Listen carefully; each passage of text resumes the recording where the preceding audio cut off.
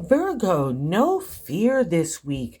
To save some time, I already shuffled the cards and laid them out. I'm using a Celtic 10 card spread that allows me to look at past, present, and future influences for the week. And as always, I'll be teaching the tarot through each card so you not only receive your message, but you start to build your own intuitive relationship with the cards, because that's what this channel is all about, using tarot for our betterment and our benefit. And your benefit this week, my Virgo friends, is untangling that mindset of negativity, especially what you think of other people's points of views, or maybe even chitter chattering and gossiping about you. You've got to kind of get that narrative out of your mindset and your heart, because it's tainting all the kind of golden light that God is putting forth for you to lead you in a new direction. And it's about making your dreams come true. So let's not disrespect ourselves and give power to authority to other people in the way they think, you think about the way you think that they may be thinking about you. Who cares? Let's not play in that kind of playground anymore. We need to move in a new direction. God's got a whole new ballpark for you to kind of play in. It's not the sandlot of yesterday. It's a whole new stadium for you to kind of bring new people in. And more importantly, start to get that emotional flow go, because out of that dialogue of the head, it has now tainted that heart where you're shutting down. So I'm not even getting feeling coming across anywhere. It's like you're blocking your own progress and your ability to attract heart, especially when you need it right now from the people that do support you and do love you. And that kind of magnetic energy is going to bring you not only forward, but it'll start to open your heart more, and it'll start to allow other people in situations that are more loving and supportive of you, that are more aligned with your authentic self. That's what this whole thing has been about, Virgo. It's been breaking the old you so you get to know the new you, and you're kind of digging it. And it's been a kind of a posture stance of defensiveness in a lot of ways as well, because there's been a lot of people that have been shady. So, but that's okay too, because that's how we come to our character, our ethics and integrity.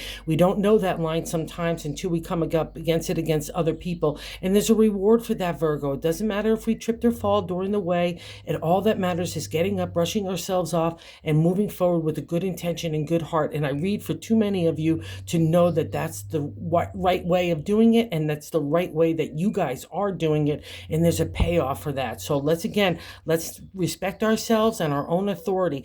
The reason why I'm saying so much of this, let me just get into it, is that first card placement is the significator, the general gist of the overall reading. And I have the Four of Cups here. And cups is our emotional flow, our love, our heart, our intuition, our psychic ability, all get heightened here, right?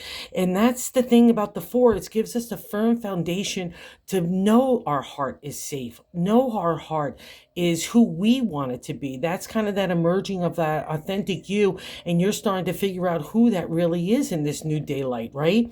And the other thing about the Four of Cups in my deck, it's gossip, chitter chatter from other people and their good intentions. It's like everybody else, family and friends, might have an opinion about how you have to do your life.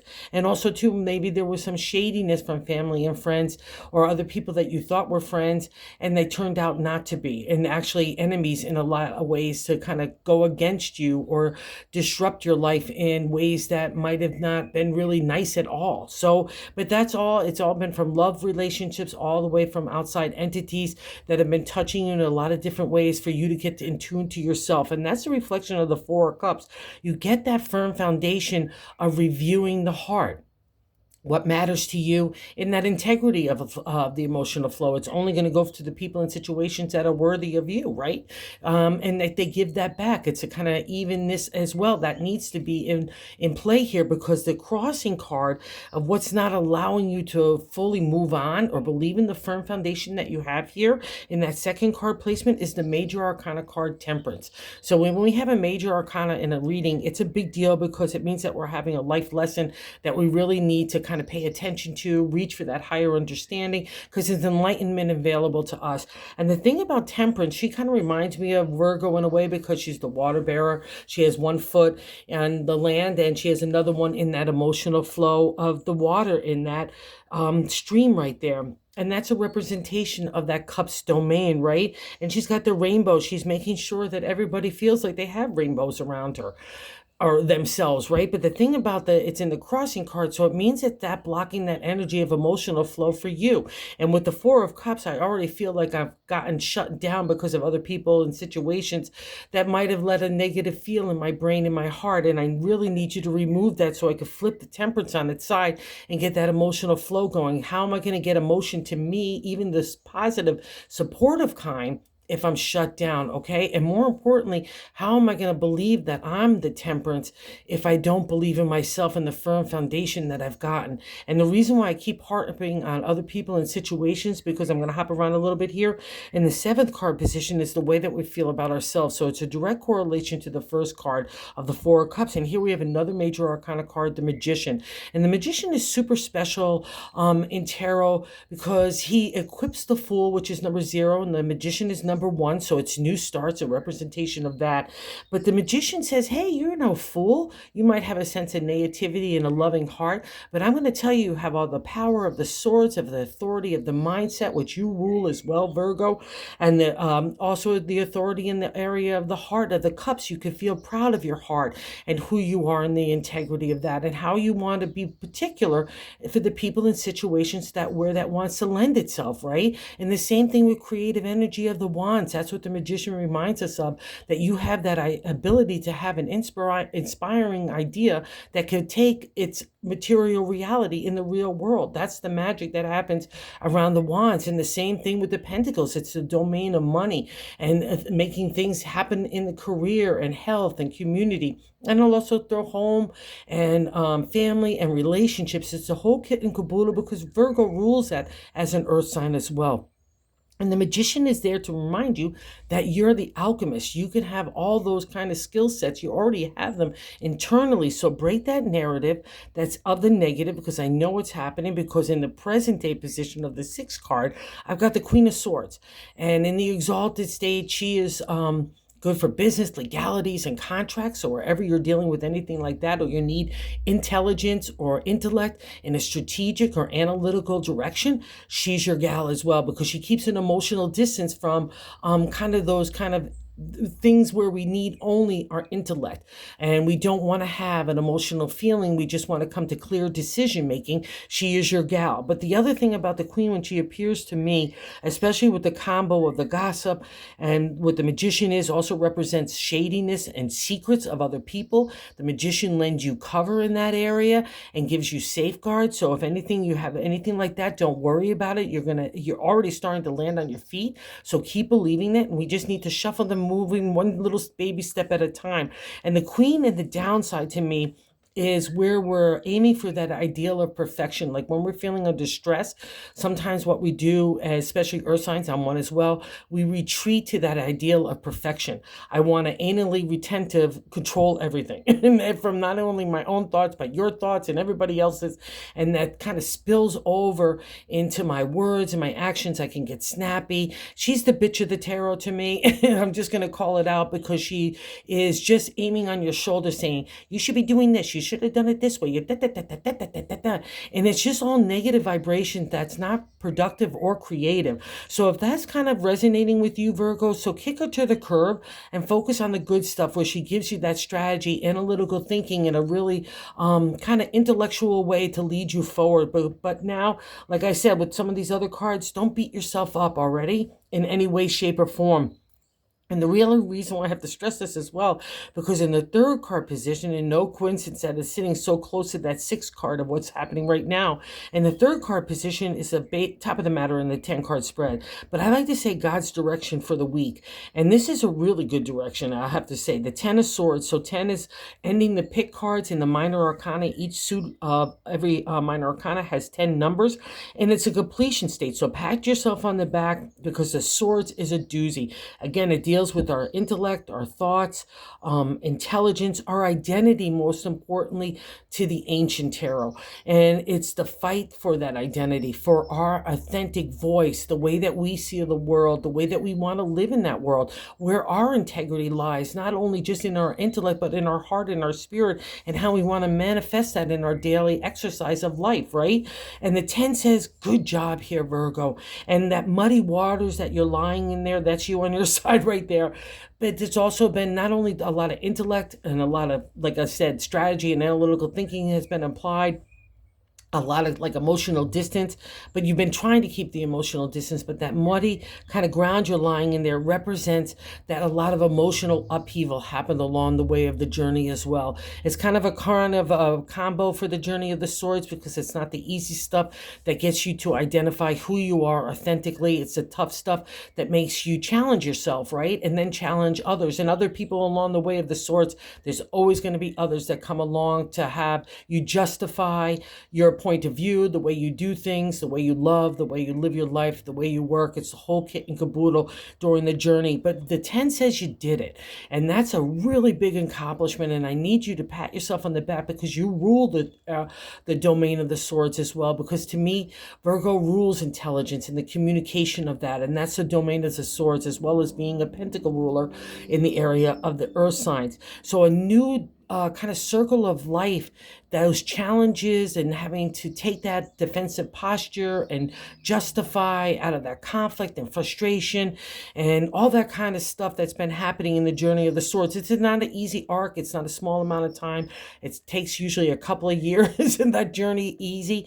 And it means that you've done it. You've accomplished those mountaintops, gotten that higher perspective. That's exactly what God in the universe wanted of you. It's a paramount thing especially for an earth sign. So you can see, especially with that thought kind of domain as well, it's important that you not only see your own point of view, but others. How can you be a good justice yourself, or a good understander of motivation to develop a strategy against even shadiness? That's what happens out of the mountaintop, kind of reaching those higher plateaus. And here's that new day dawning, and here's justice standing over you as well. And that's a reflection of the good job you've done. So the furies, that negativity of those thoughts, can't get beyond your wire fence there of the swords, right? You're protected here by justice. And so you don't have to worry about revenge either, because I know a lot of people have had a lot of shadiness of magnitudes of huge stuff, but you don't have to worry about that. Let just God and the law play out in the good domain, okay? Leave that kind of stuff. You don't need your justice. God will handle that. All you need to do in this 10 of swords is start to get up, brush yourself off, and pat yourself on the back for taking the hard trials and tribulations to get to the lessons and lessons here, okay? And it's a really big deal, so you really deserve it, because it really reflects on what you're really aiming for here in the 4th card position, the base of the matter in the 10-card spread. But I'd like to say the gut feeling, and this is why you're doing everything, Virgo, the 10 of Pentacles. It's that happily ever after in the area of the earth signs, you, okay? In the area of the material, home, family, relationship, work, career, health, community.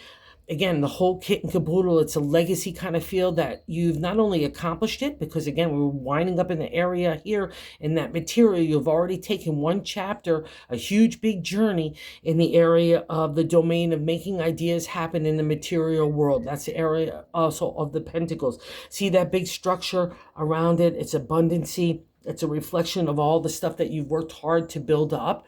And more importantly, I think because it's sitting in the gut feeling, you haven't accomplished that completely. So you're still aiming for it. So let that happen, because it means that it will happen, because you are the ruler of the pentacles. The 10 cycle says you've learned some stuff here. Now we're going to go leave this kind of past and the structure behind to move in a new direction. And I'll also say this: do not let and stay stagnant in these areas, because that's a representation of that crossing card of the Temperance, where I want emotional flow. I want things to start to happen. I want things to start to have a momentum and a critical mass.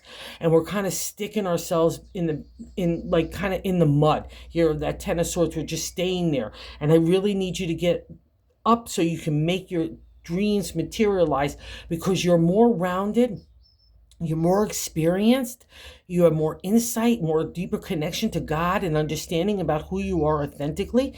And now that's going to start to blend with the outside world, which we really need. And we needed this to happen too. In the 5th card placement of what's leading your life is the 3 of Swords. So another indicator of the huge intellect that's been applied of your identity.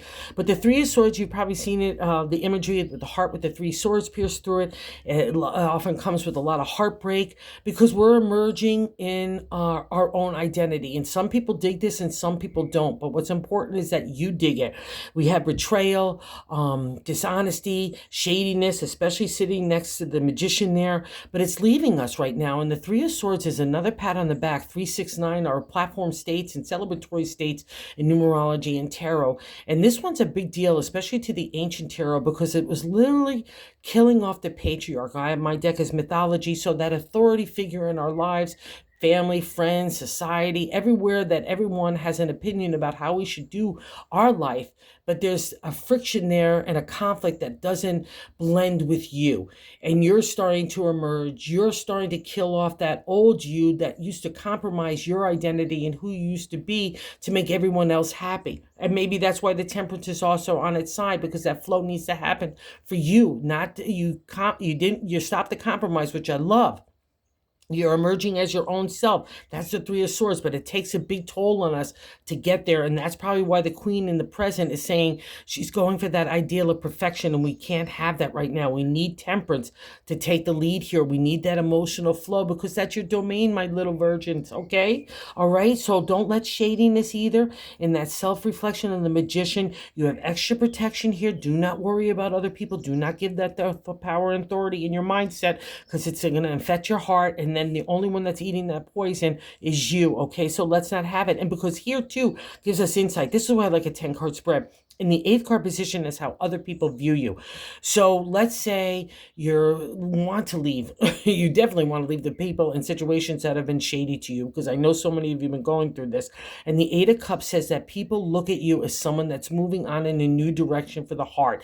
That's what the 8 represents. It's the restart, refresh, rejuvenation in the area of the heart. Our love, our emotional flow, our intuition, our dreamscape, our psychic ability, our subconscious, all is under the domain of the cups. And see, all our cups are there, so no harm done. The thing about the 8 is it can be a little scary because we're walking into a new domain, but we need it because we're stagnant and bored and we're stuck in an old location. And this is how people look at you as brave enough to take on that challenge, break that stranglehold again of that 3 of Swords, and move in a direction that's more suited to you. So if you need to leave people in situations behind and make a clear cut kind of view, like just move on, that would be it, that people look at you as doing that. So there's power there and authority there, so use that in a way that's for your positive outcome there. Okay, Virgo. And new life is coming here in the 9th card position of our hopes and fears. I love this.